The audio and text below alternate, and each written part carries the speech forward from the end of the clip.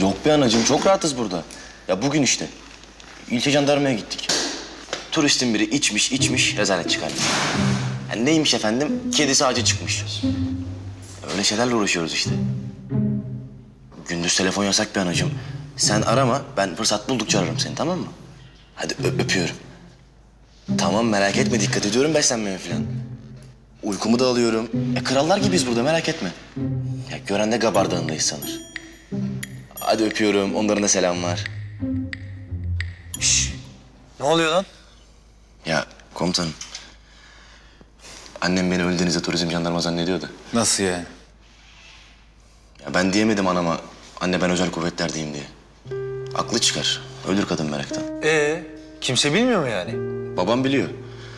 Beraber idare ediyoruz hanım işte. Ne yapayım? Dayanmaz kadın yüreği komutanım.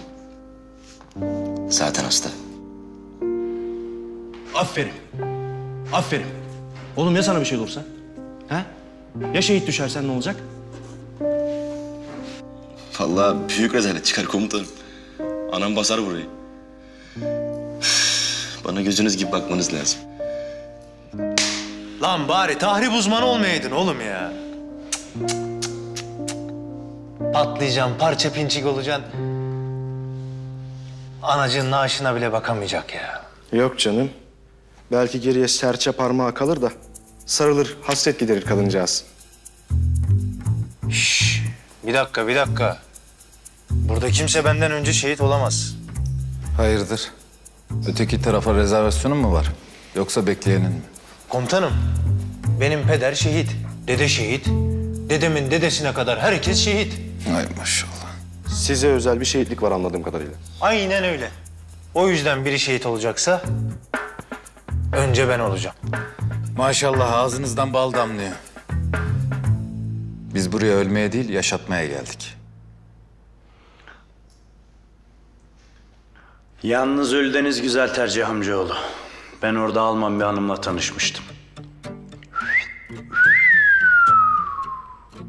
Sapsarı saçları vardı, upuzun böyle altın gibi.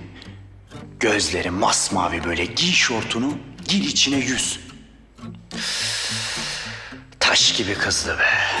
Ekibin çapkını da kendini belli etti. Sana ne diye sesleniyoruz? Karabatak, karabatak derler. Ama çapkını kabul etmiyorum. Kızı çok sevdim. Kız da beni çok sevdi. Birbirimize çok aşık olmuştuk. Ne kadar sürdü? 1,5-2 saat falan. Gülmeyin oğlum, ne gülüyorsunuz? En uzun ilişkimdi diyorum. Tövbe estağfurullah, tövbe. Neyse, ben gideyim de yatsı namazını bir veda edeyim. Allah kabul etsin. Amin.